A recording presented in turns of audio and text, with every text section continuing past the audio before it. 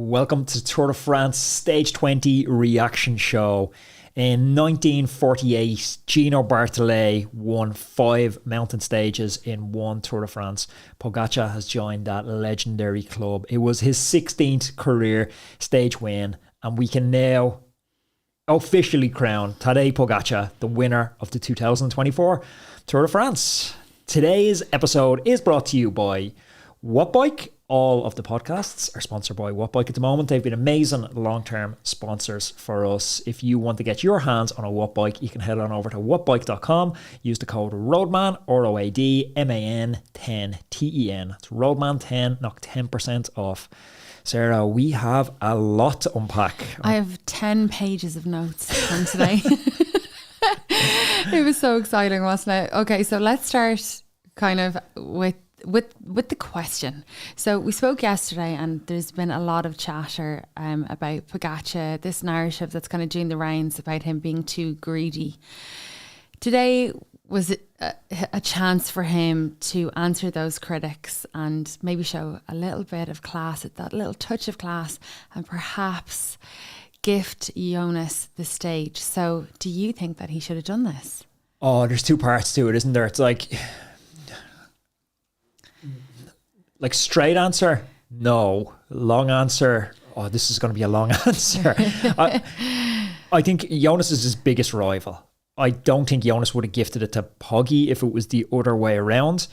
Jonas is the rival that's going to be there next year. He's going to be there the year after. When he's on the ground, do you help him back up or do you stand on his throat? There's also prize money implications. There's even sports betting implications that I don't even know how you get into the ethics and morality of gifting stages around that.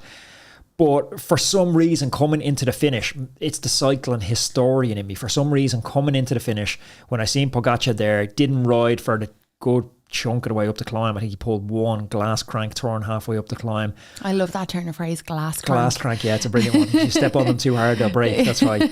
I just expected Pogacar, in the wake of all the criticism he's received, in the wake of the history of the sport, and we've seen these gifts down through the years. He's already won the Tour de France. Jonas has struggled back from injury. The totality of all that, maybe it got the better of me in the moment, but I thought, yeah, he's going to gift this to him. And Jonas, he felt the same. Like, Matt Stevens interviewed Jonas after. The question from Matt Stevens was, do you expect any mercy? Jonas was in an exact same mindset as me there. He said, in some kind of way, I was hoping he would give it to me. So it shows this isn't something outlandish that never happens. Jonas had that almost weight of expectation because of the history of the sport as well and the circumstances. But Poggy, I guess he's not much of a historian, or he's just not much of a kind heart. He said 5 stages is more than enough. 1 would have been enough. Just a yellow jersey would have been enough. But it is how it is. You don't break in cycling. Oh, Pogacar is definitely not one of those people who support the idea of giving everybody on sports day a medal. No, he's not. No, he's an absolute winner. And he's never ever going to let his kids beat him. No 11th place trophy for Pogacar. No, he's never going to let his kids beat him until it's absolutely fair and square. Yeah, I'd say he's absolutely smashes his girlfriend out in table tennis and stuff. But did you see Thomas Against tweet? I thought this was really cool as well. And it really, I agree. I don't think Pogacar should have gifted it to Jonas. I think that he's a killer. He's a winner. And also, I wouldn't want a stage gifted to me if I was Jonas. Now, Jonas obviously doesn't feel that way, but you want to win it fair and square. But Thomas again tweeted, why do people say a climber is greedy if he wins 4 stages, but not when a sprinter does? What do you think about that? Well, I have one word for that: tradition. Yeah, okay. Like, we have a tradition of it. Like, if you go back to Armstrong, Wes, we got a clip of Armstrong. Actually, watch this clip. This is an interesting one. It's just to set it up and have the context. Is the years 2000, Armstrong has wrapped up the tour. We're racing up the iconic Mont Ventoux where Tom Simpson died, all the history that's there.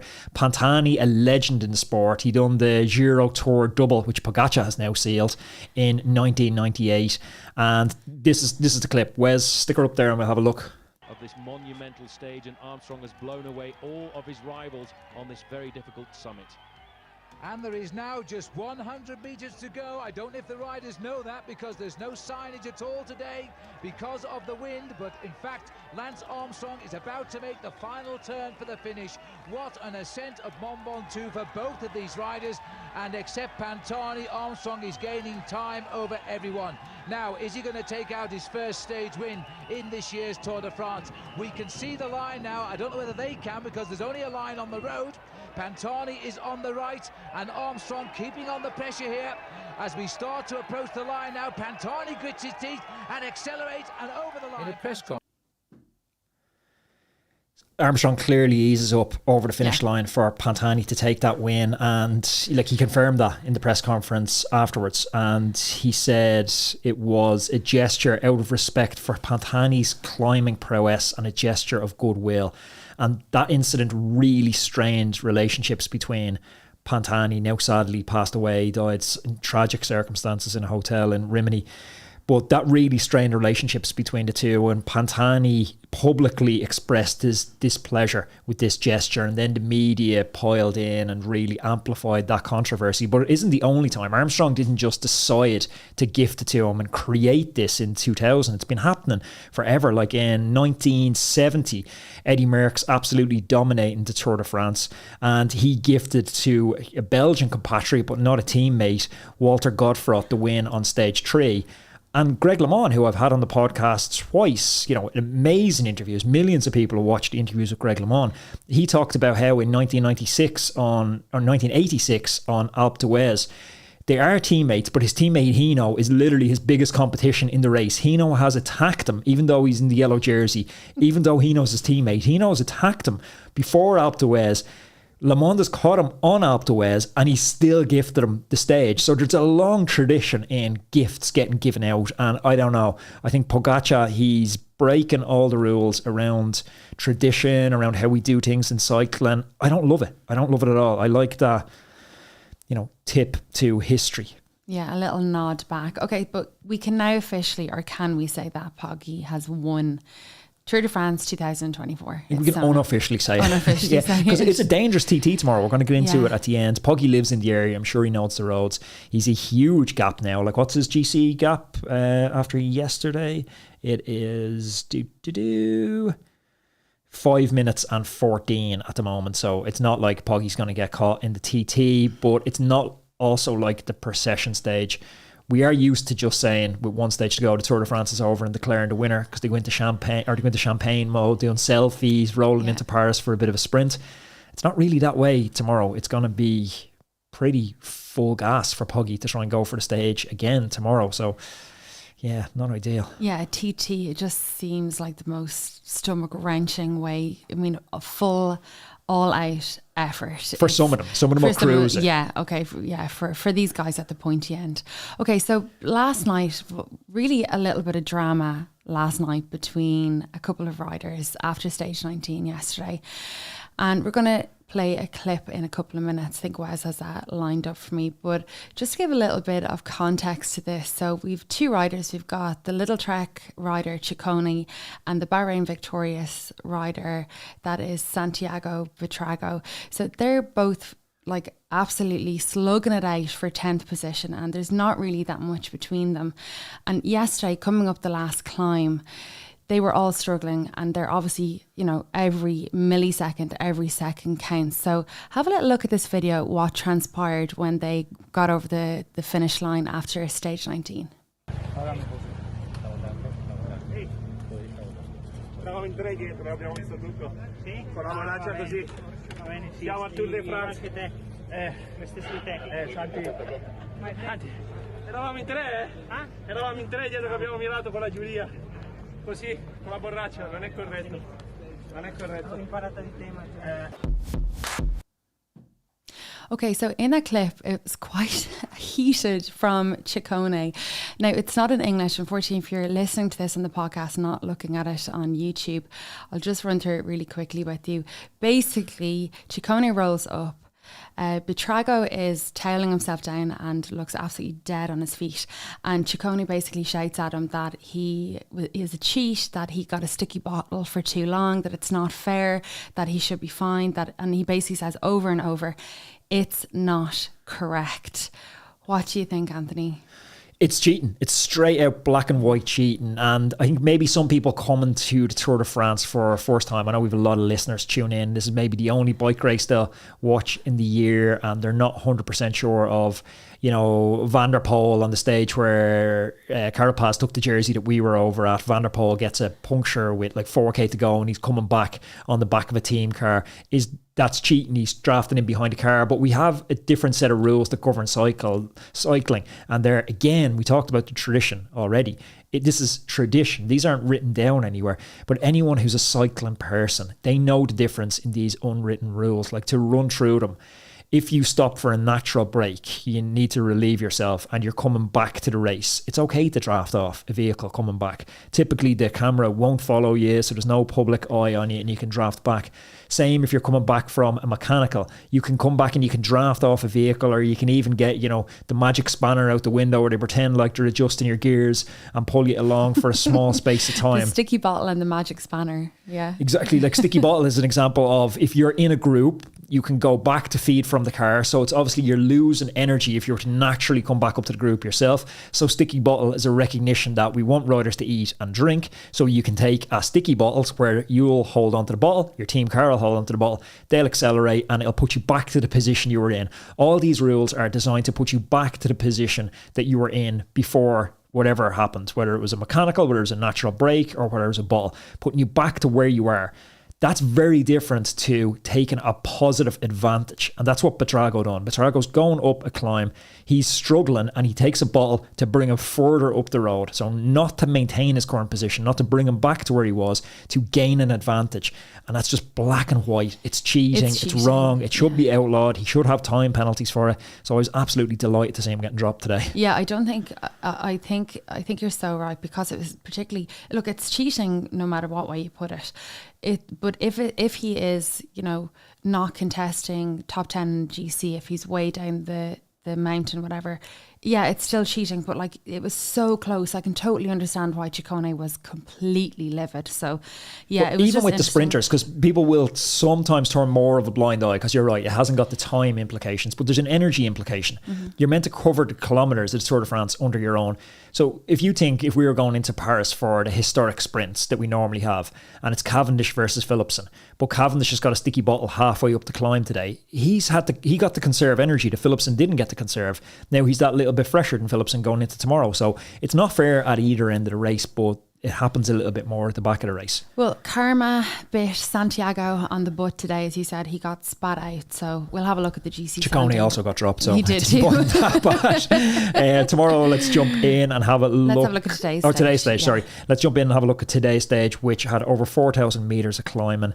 We had the cats who called the Bros, where it all just kicked off, and it was like a bomb went off at the very start of the stage. There was riders absolutely everywhere. I actually don't think the commentators knew what was going on in Eurosport, because they were struggling to figure out. At one point, there's like 4 up the road. Pogacar's in a group of 4 behind. It had literally exploded. Good riders like Rodriguez, 6th on GC, is dropped. And it's like, we're 20k into the stage. It was insane. Then we moved on to maybe the most scenic climb in the Tour de France so far. Like, well, not so far, because the race is basically over. At 60 kilometres in, we had the Col de Torini, the first category climb, 20k long, 5.7% gradient, and a really gnarly looking descent off. It's spectacular views, but it was real James Bond stuff, wasn't it? Yeah, it was absolutely gorgeous. Like, all of the stages have been really beautiful. The Alps are absolutely stunning, but today really stood out for me, as in the how stunning every single climb was and every single vista. Yeah, it looks beautiful down that part of the world. Then to finish out the climbing for the day, we had the Col Main at the Cat 1 as well. That was 7.5k long at 7.1%. And then we finished off at the Col de LeCol, and you know, that was a sticky one again at 15.7 kilometers long at 7.1%. Really added up to a spicy day of climbing. And that second category climb, basically out of the gate, Bardet was keen. Like, Bardet, he did animate sections of the race, but Bardet was in the wing mirror of the lead car as the flag was dropping. He was going, like, chomping at the bit. Yeah, straight away. I remember chatting to Hincapie on the podcast, and say what you will about that Armstrong era, but some of these stories still have relevance. And he talked about stages like this that he'd wake up in the middle of the night still having nightmares about them, where you're starting up a hill, you've sore legs in the third week, and you're trying to control the race. You're trying to figure out who's gone in that group of 8. Shit, is there someone from GC gone in that group of 8? Oh, there is. Let's close it. And that's what it was the at the start. mental fatigue as well of just trying to make sure, okay, X isn't up the road, Y isn't down the road. I can't even imagine. Yeah, it must be so stressful. But when you have legs like Poggy, it turns from a stressful day to just fun, because he's just surfing between groups. The sprinters I did feel bad for, because some of them, like Arnaud Demar, he missed yesterday's time cut. Other sprinters, they didn't struggle much for the time cut today, but they definitely had to work for it because they were dropped so early. Like we've seen Arnaud Delis literally dropped as soon as the climb started. They were forming that group Heto. And it's mentally a lot harder for the sprinters this year, because I can see why Demar dropped out yesterday. He was dropped early. It was obvious he wasn't going to make the time cut, but he valiantly pushed on. But the sprinters don't have that carrot of push through and you'll get to Paris, which they normally have. It's like push through and you get a TT in Nice to Monaco. It's like, yeah, it's not the same for them at all. So fair play to them for, that mental fortitude of keeping on pushing through. So before we dive into the rest of the podcast there, I want to talk briefly about our show sponsor. This stuff here is called Pillar, and it's been a massive game changer in my performance and any of the athletes I'm coaching, specifically when it comes to sleep. Most of us are familiar at this point with electrolytes, but Pillar takes a different kind of route to achieving performance. It focuses on micronutrition, ensuring you're ready to perform even before you hit the start line. And it does this through optimizing your sleep. Why I love this stuff is there's no marketing with it. You take it and then observe. For me, I have a Whoop. Most of us have a Whoop or something like that to measure our sleep. Take it, then observe the levels of deep sleep you get, observe the levels of increased HRV you get. It just absolutely works. That's why I'm so happy that we have them as a partner. We're going to give you a discount on that. If you're based in the US, you can pick up your packet of Pillar, just 1 scoop in your little beverage before you go to sleep. And you can get that over on thefeed.com/Pillar, and you use code ROADMAN, and that's going to get you 15% off. Okay, let's get into how the whole thing unfolded. Let's get into it. Actually, before I get into that, I forgot to give you the code for if you're actually just anywhere else on Pillar. It's still the same code. It's still Roadman. You just use it on the Pillar website, and that's for European shipping. There you go. Professionally Good done. catch. Yeah. Good catch. Okay, now let's get into how it unfolded. As we said, like a bomb went off on the first climb, and eventually we seen Amaroy going clear, we seen Mas going clear, we seen Kelderman going clear. Probably the funniest moment of the stage was over the top of the first climb. It's quite chaotic, but it's just getting some semblance of organisation. Pogacar, who Carapaz was probably a little bit anxious about, going, how greedy is this lad? Like you're saying, he doesn't like the 11th place trophies. It's like, well, does he want the KOM jersey as well as the yellow jersey? Because it was within reach if he took the points today. But Pog rolls up to Carapaz, coming to the top of the climb. He touches him on the hip. Conversations exchanged, and he basically tells Carapaz, the points are yours. It's yours. You don't have to worry about them. So Carapaz, UAE team moved to the side. Carapaz rolls to the front. He doesn't sprint. He's just nonchalantly rolling across the KOM point. Jorgensen launches from behind, launches his sprint. I've no idea why.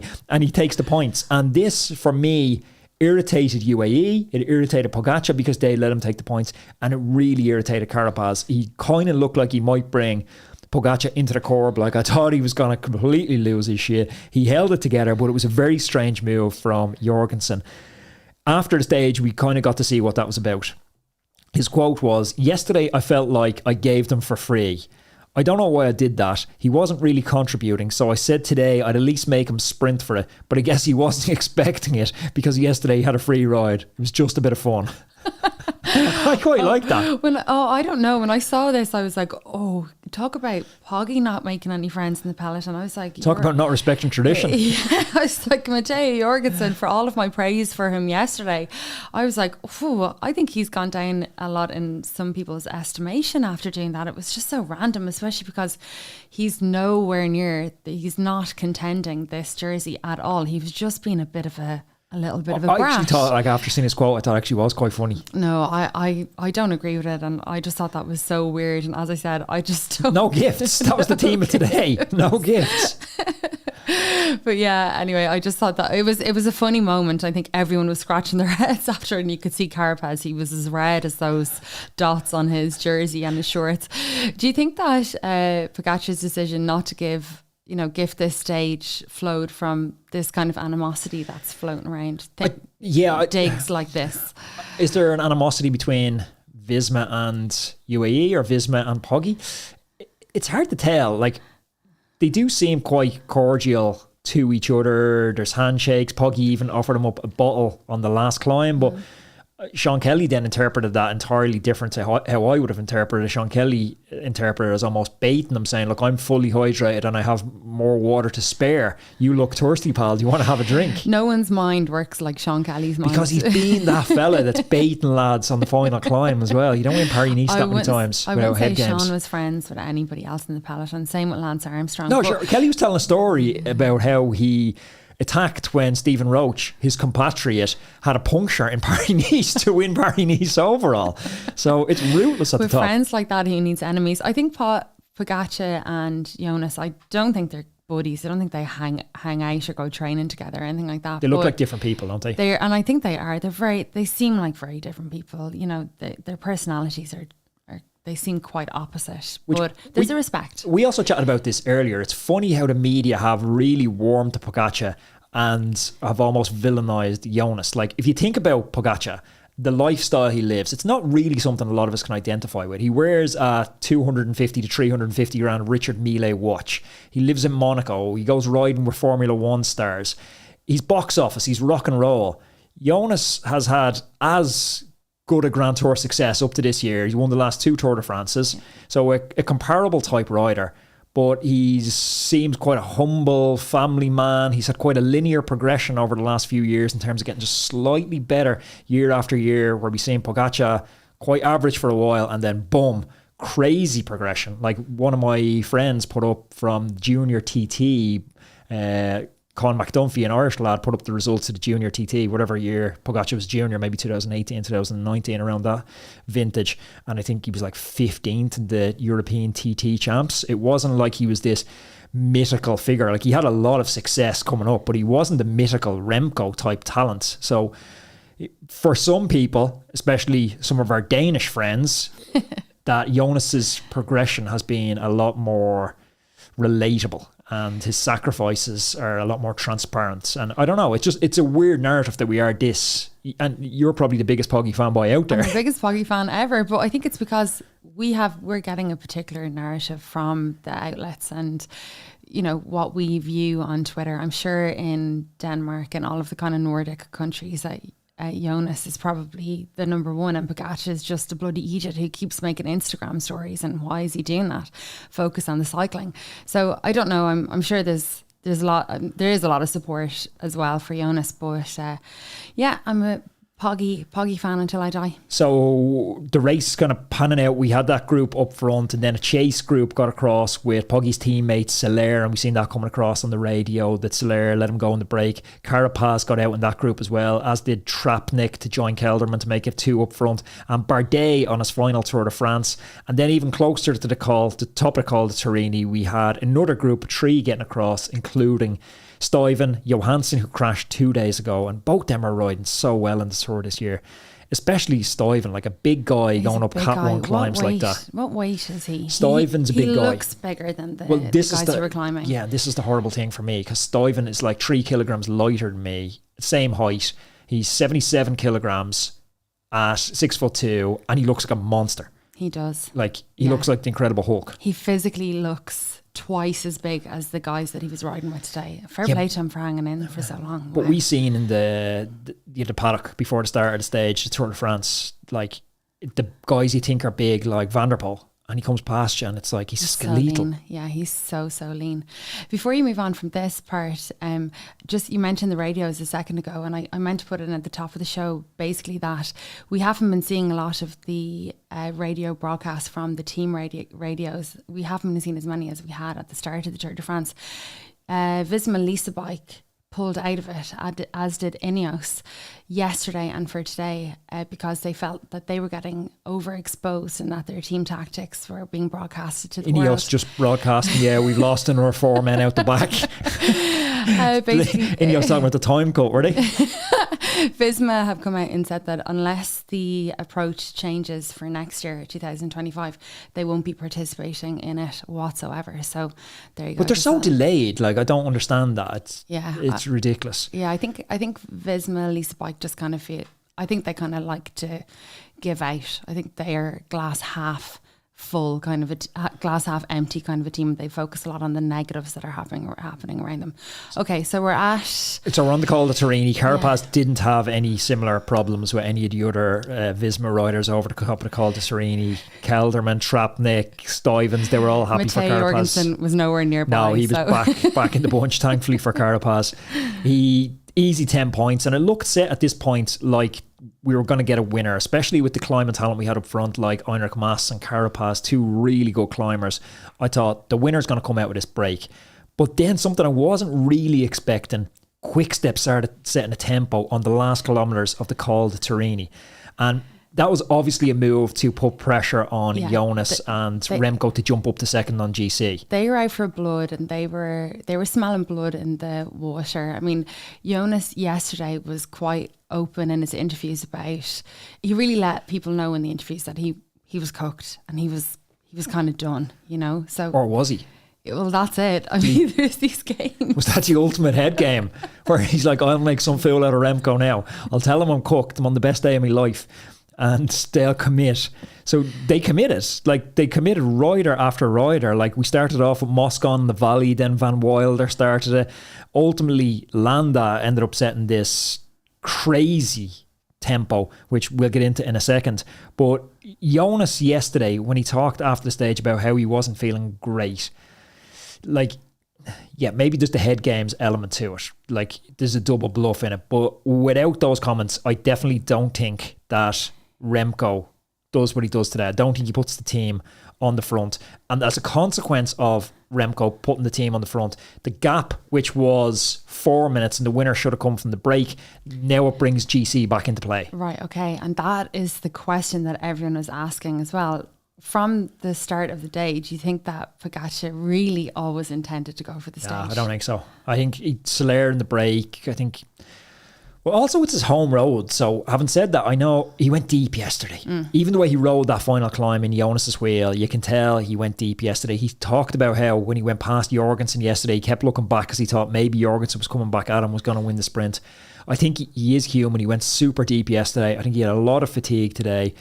But unless Quick-Step try to close that, Poggy doesn't go for the stage. Yeah. I think he just doesn't. He just cruises and has an easy day. I think that's just the fact of it. But Carapaz held on long enough again to get full points on the Colmaine climb. The break had 3 minutes at the bottom of the last climb. Jan Hirt started doing the damage initially and bringing that 3 minutes gradually down. I think Jan Hirt actually dropped Rodriguez. That's why Ineos got rid of their team radios again. And Soler was dropped up front for UAE, and that was kind of an indication then, those two, kind of a synergy of Soler's dropped, so he's not going to win the stage. Quick-Step are riding behind and narrowing the gap. It was almost teasing Poggy.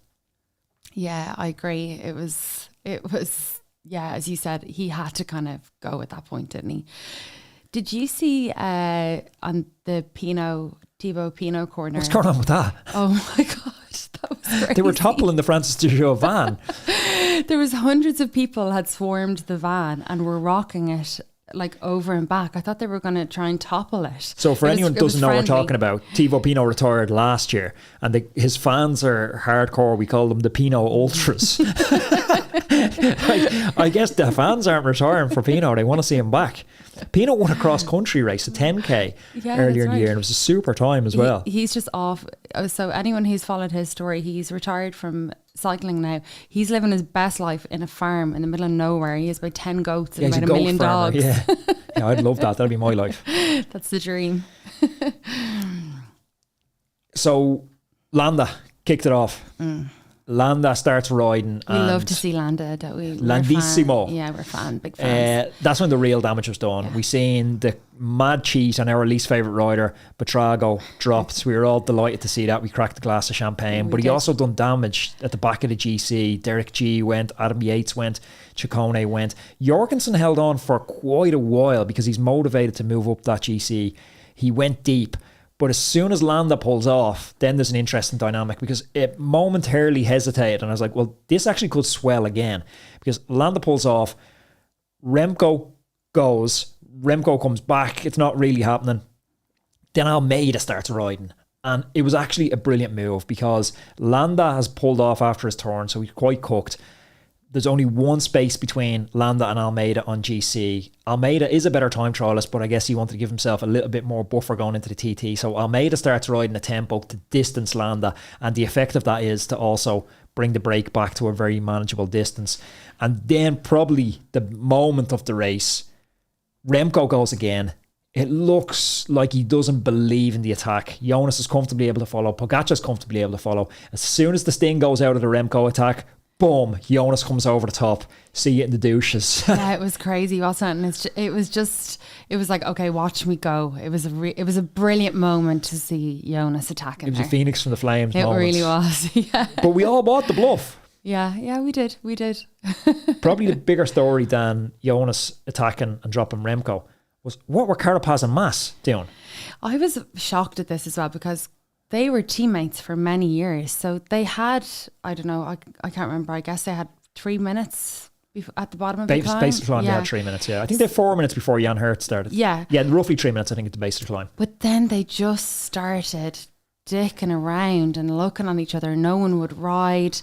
They were attacking each other. Then they were kind of arguing about who was going to ride. It was very strange. They're ex-teammates at Movistar, but there is history to that as well. Okay. Because Carapaz verbally agreed and shook the hand of the Movistar director to say he would re-sign a contract, and then he broke that promise and went to Ineos. That's right. So yeah. I would say there's historic tension there, and the two of them were at each other's throat on that climb. I would love to have seen Mas win that stage. I would have really, because he actually got the most combative rider today. He? Yeah, Mas has been on a podium in Grand Tours before. Like, he's a Yeah. legit GC rider, but he just doesn't seem to be able to recapture that form. Yeah. Definitely at this year's tour.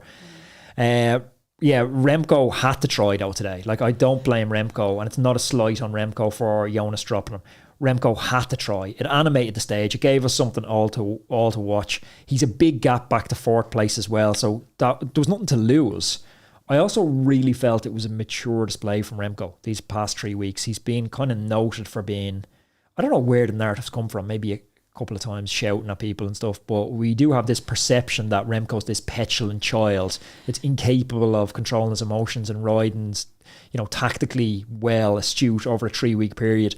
I think he put those debates to bed. It was a really mature performance from Remco. I think the bad rep comes from the last couple of years because he came into the peloton and he's a young buck, but yet, as you said, he's shouting at people and he's really, really outspoken for such a young guy. And if there's a dangerous finish, if the road furniture is too dangerous, if there's not enough water, if it's too hot, he is one guy in the peloton who'll really lead the charge for being very, very outspoken. His talent is unprecedented. His talent as well. Amazing. Yeah, exactly. But he's actually getting a lot of criticism online for kind of, sucking up to Pogacar and being, friend kind of with Pogacar, and they're constantly trying to be in his face and hang out with him, be funny and be seen with him. I have seen a lot of that online, but I think that's where it's just a case of the Soudal fans don't want any of their team hanging out with UAE, or they don't want them to be mates. They're also I think why it looks like they're super pally is because they warm down beside each other, but they warm down beside each other because they're in the jerseys. Yeah. So the cameras keep focusing on the two of them warming down like they're best buddies. They're finding each other at the end. I would say there's also a healthy amount of competition between those two. I think Remco's definitely a winner. Poggy is absolutely ruthless. So the question, you think Poggy would have gifted that to Remco if Remco had been in the exact same situation as Jonas? That's such a good question. I think he would have. Oh, I don't know. I think he would have. I don't think Poggy would have gifted that to his own mother. But bravo Remco, because I thought he's been Yes. brilliant for the entire Tour de France. He's been a joy to watch. He's won over a lot of people as well. Yeah, and his blog is brilliant, or his vlog is brilliant on YouTube as well. You get really to see that he's a likeable kid as well. Who I do feel sorry for is the guys that don't get to cruise into Paris tomorrow now and have the champagne. And I know from like let's look at GC. I know you want to get back and do a little bit of reaction, but I just want to have a briefly look at GC. So like, who's going to be riding that TT hard tomorrow? It's Pogacar's going to be riding it hard, obviously. Vingegaard, Remco. I would say down to Simon Yates. Like a Phoenix Gala 13th. Yeah, again, Martin's not going to... Like, honestly, probably the top 20 are going to be riding that pretty hard. Carapaz at 15th. I think the cutoff's kind of around there. Yeah. But so everyone else in the bunch is on a pretty chill day tomorrow. But it still doesn't have the feels of cruising into Paris. And maybe it's a little bit of a disappointing end. Yeah, I know. To the Tour. But we have the Olympics to look forward to after that. So it's a little bit of a sacrifice that we had to make this year. So I'm happy enough with it. So... we had the defending Olympic champion, at least for another couple of weeks, Carapaz. He secured the King of the Mountain jersey. I love to see him just racing and getting into breaks more often. Like, as an Irish fan, that's where Nicholas Roach made such a huge mistake. He had the potential to be such an amazing Grand Tour breakaway specialist, like we're seeing with Ben Healy, and he niched down and focused on GC. We've seen Carapaz kind of do that as well. I just don't think with the current crop of riders, it's going to happen for Carapaz to win another Grand Tour. I think it's too strong. Like, you're not going to get Pogacar, Vingegaard, Evenepoel, Roglic, one of them not going to any of the Grand Tours. He was brilliant, Carapaz, and this is coming from someone who doesn't like Carapaz. Like, he was brilliant and he was entertaining for the entire thing. So, chapeau to him. King of the Mountains jersey, probably the most combative rider in the entire Tour de France. It was great to see. Biniam Girmay has also won the green jersey. That's done and dusted. The yellow and white jersey, obviously not officially done, but both Remco and Poggi have won those jerseys respectively. But we have 10 teams coming away with nothing. Yeah, it's crazy, isn't it? Goose eggs. Wooden spoons. Yeah, that's tough to take. It is tough for the amount of training and, the budgets that go into these teams. But then I know not all teams will have, will they think they're going to get on the podium? Will they think they'll get a stage win? Yeah, that would be the hope for quite a lot of them, yeah. If they get will some of the smaller teams be like, okay, if we get somebody in the top 10, if we get somebody... Some of the smaller teams pulled out good rides. EF are quite a small budget team, brilliant. Uno X, great Tour de France. Yeah. Who else? B&B Arkea won a stage. Direct Energy with Anthony Turgis won the gravel stage. Like, Bardet winning the first stage in a 1-2 with his teammate, what's his teammate's name? Vandenbroek. Like, that was an absolutely brilliant Tour de France for the French as well. Yeah, absolutely phenomenal. And Bardet bowed out today again in the break. He didn't have the legs to follow Mas and Carapaz when it mattered, but a brilliant Tour de France for him and an amazing career for him. So I know he's sticking around, I think, into the Dauphiné next year, but it's going to be his final ever Tour de France. So, hats off to him. Yeah. And the French fans are all of the fans along the route. Obviously, we've had like a couple of missteps with, those core Dorito idiots. Man. Yeah, Dorito Man. But like the support as per every year has just been amazing. Did you see the motorbike kicking your man off today? That fella running beside the bunch, and motorbike guy just kind of clotheslined him and just got him out of there. There's some like crazy outfits at the Tour de France, people dressing up. I always just think, what gets into people's head? They're like, I'm gonna go out to the Alps. It's 38 degrees, and I'm gonna dress up as a pretzel and run along. Slice of cheese. Alcohol gets into there. Drugs. Okay, let's get a little bit of reaction. So after the stage, I've got a quote here from Pogacar. I was really surprised with how the race exploded on the Col de Braus, one of my favourite climbs to train on in this area. But our guys did a super good job. We came all together to Sospel, that's the town at the bottom of that climb. And then Soler went in the breakaway. That was good for us. And then we tried to take it easy as much as possible to bring as many guys as possible to the final. But Soudal Quickstep decided to try and take some time on Jonas, I guess, or to win the stage. And that really played into my hands. Now, I've trolled the internet for a quote from Jonas and haven't really been able to find it. We were watching it and it was a lovely interview to see because he spoke about how proud he was of himself of coming back from those serious injuries that he broke had. basically all the bones on the right side of his body, plus 2 collapsed lungs. Yes. I didn't realise the severity of the injuries. Yeah, it was insane. And then within a month, he's back on the indoor trainer training again. So maybe tomorrow I'll have... Poggy was moaning about a broken hand last year. Probably missed 2 days training. And so maybe tomorrow I'll have a more in-depth comment from Jonas. Okay, so stage results. It was Poggy, 4 hours and 4 minutes. Jonas, 7 seconds. He lost 7 seconds in 10 metres. It was the shortest sprint I've ever seen. How did he lose 7 seconds there? Carapaz at 23 seconds, third place. We had Remco, Heinrich Mas, Almeida, Jorgensen, Landa, Adam Yates and Bardet on a top 10, which is actually a solid ride out of Bardet considering he got caught. GC, as we went through, it's Pogacar, 82 hours, 53 minutes, 5 minute lead heading into the final stage on Jonas, 5 minute and 14 lead. Remco is 8 minutes and 4 back. Almeida's in 4th. Landa is in 5th. Yates 6th. Rodriguez is down to 7th. Jorgensen is up 1 place to 8th. Derek G is down 1 place to 9th. And Ciccone is holding ground in 10th. It's like reading out the top of the pops there. Yeah. And we Santiago Buitrago is in 11th. Still. He is 20 seconds behind Ciccone. So that's an interesting one to watch tomorrow for the TT. That is. That's the real battle tomorrow. Yeah. Let's see what other battles we have tomorrow. So Poggy, it's not a battle there. Obviously, Jonas is no battle. Remco's solid. Almeida is a better tester than Landa, so we wouldn't expect that in there. Oh, there's only a second between Adam Yates and Carlos Rodriguez. Yeah. That's a battle for 6th. Who would be a better time trialist there? I honestly don't know. None of them are really famed for it. I'd say that one's going to come down to motivation and freshness. Like Rodriguez has got weaker and weaker as the days have gone on.